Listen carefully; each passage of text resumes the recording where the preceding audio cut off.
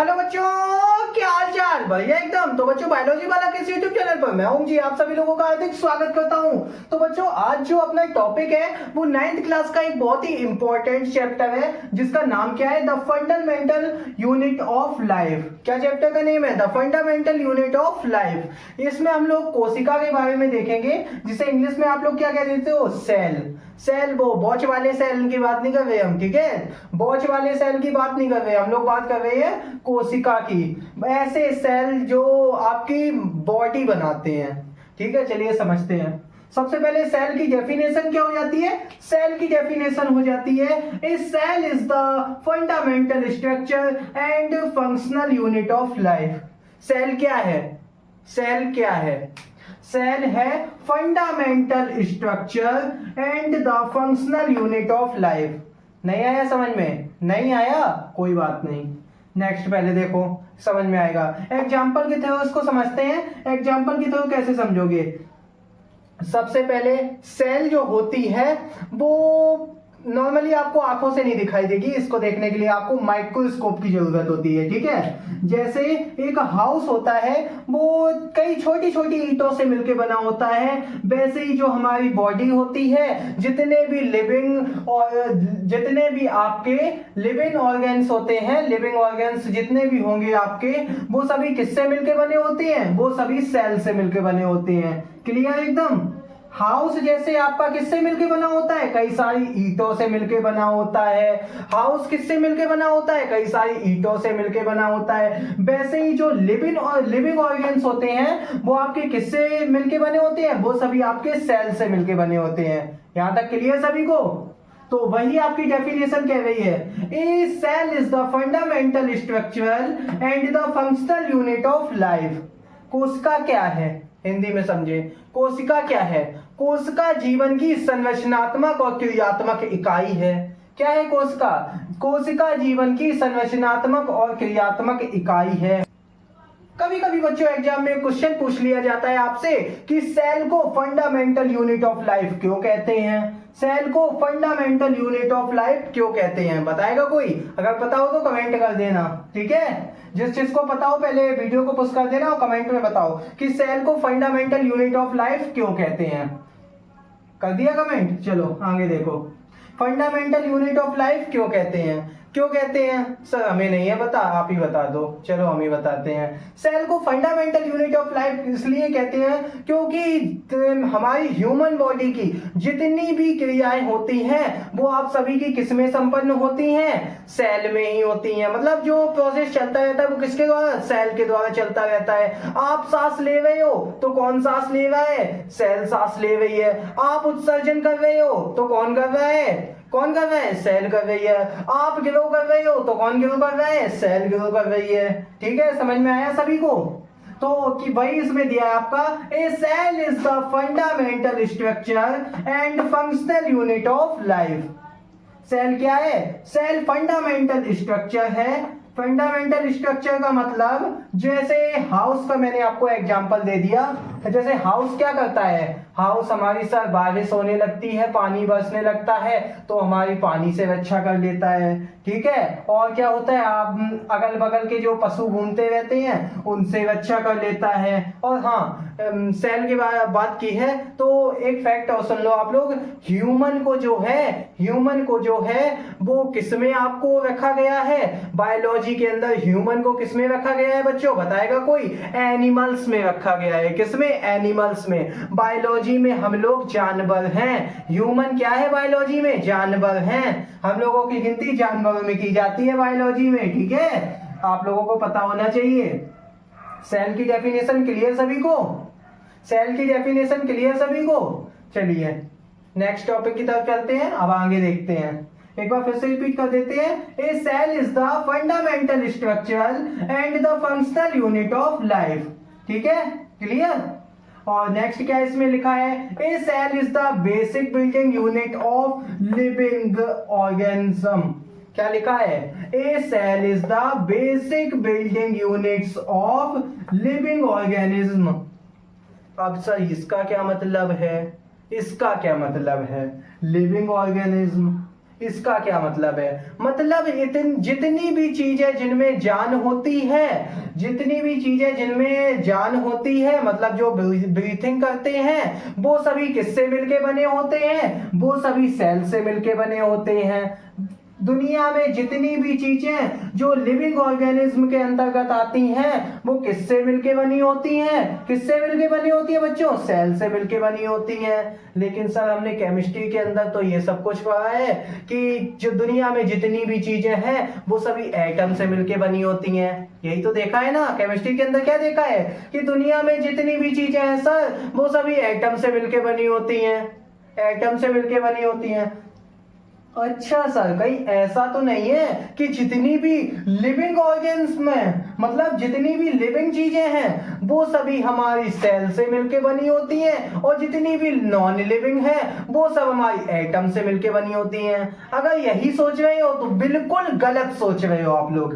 ऐसा नहीं है, अगर ये सोच रहे हो तो बिल्कुल गलत सोच रहे हो, ऐसा बिल्कुल नहीं है। क्योंकि एटम जो होता है, एटम हमेशा अकेले रहना पसंद करता है, एटम हमेशा अकेले रहना पसंद करता है, और वो आपकी हर चीज के अंदर पाया जाता है। एटम जो होता है वो बिल्कुल छोटा होता है। The smallest particles that we called, क्या कहते हैं उसको? एटम बोल देते हैं। क्या बोल देते हैं सर हम? सबसे छोटे पार्टिकल क्या होता है? एटम होता है। वो आपका सभी में पाया जाता है। ठीक है, चलिए अब चलते हैं नेक्स्ट की तरफ। नेक्स्ट बच्चों क्या हो जाएगा? नेक्स्ट आपका क्या हो जाएगा? ए सेल कैन बी रिप्लीकेट।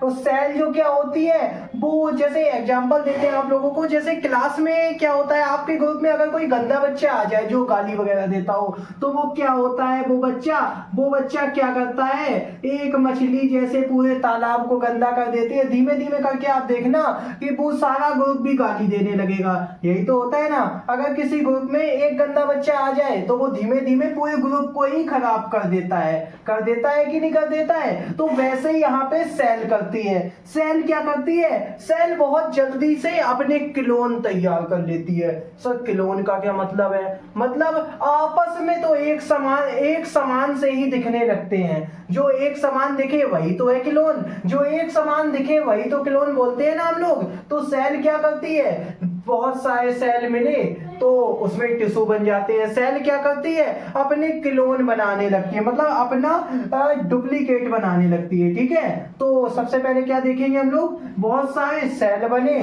तो बहुत सारे सेल मिले, बहुत सारे सेल जब आपस में मिल जाते हैं तो क्या बन जाता है?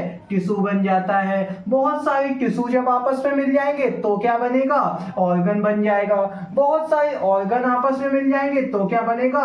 ऑर्गन सिस्टम बन जाएगा, जैसे सर्कुलेटरी सिस्टम वगैरह हो गया।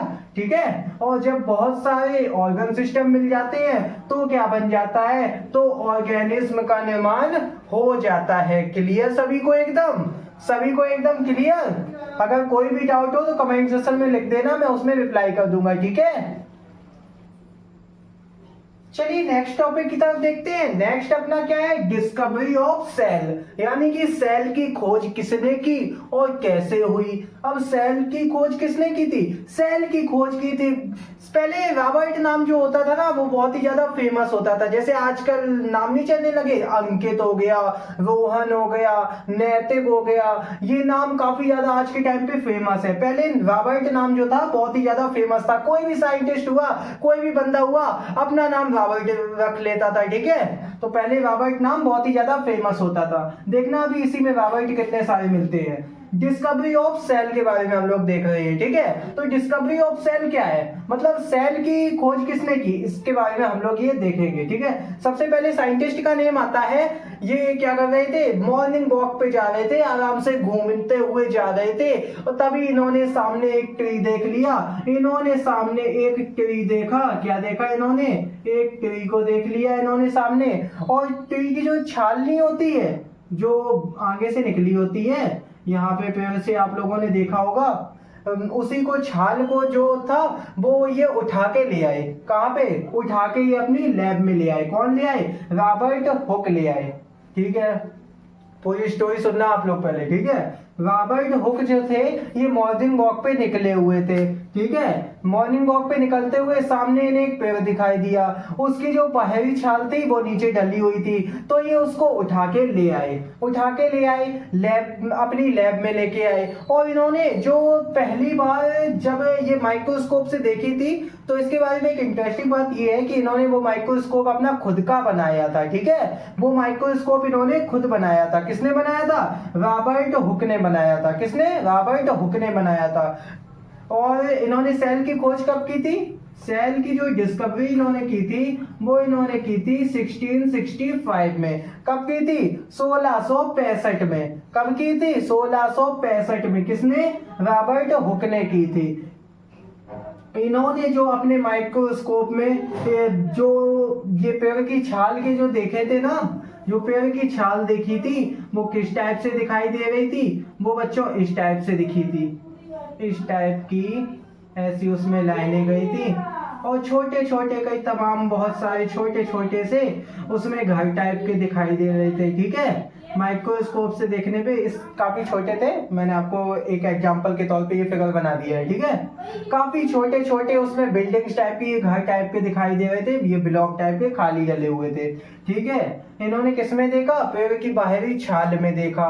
क्या देखा? कि बहुत सारे जो घर टाइप के दिखाई दे रहे हैं, इसके अंदर ये दिखाई दे रहे हैं। तो कोस्टा की जो खोज की थी वो किसने की थी? रॉबर्ट हुक ने की थी। कब की थी? 1665 ईस्वी में की थी, यानी 1665 में की थी। किसने? रॉबर्ट हुक ने की थी। और जो इन्होंने सेल्स देखी थी वो थी डेड सेल, मतलब वो जीवित सेल नहीं थी, वो मरी हुई सेल थी।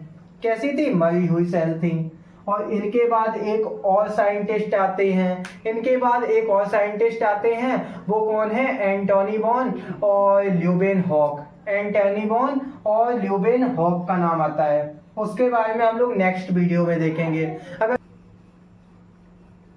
तो बच्चों आज का ये टॉपिक आप लोगों को कैसा लगा? अगर वीडियो पसंद आई हो तो वीडियो को लाइक से और चैनल को सब्सक्राइब किए बिना मत जाना। मिलते हैं नेक्स्ट वीडियो में। और हाँ, अगर आपने अभी तक तमाम दोस्तों के साथ इस वीडियो को शेयर नहीं किया है तो फटाफट से इस वीडियो को शेयर कर दो सभी के साथ।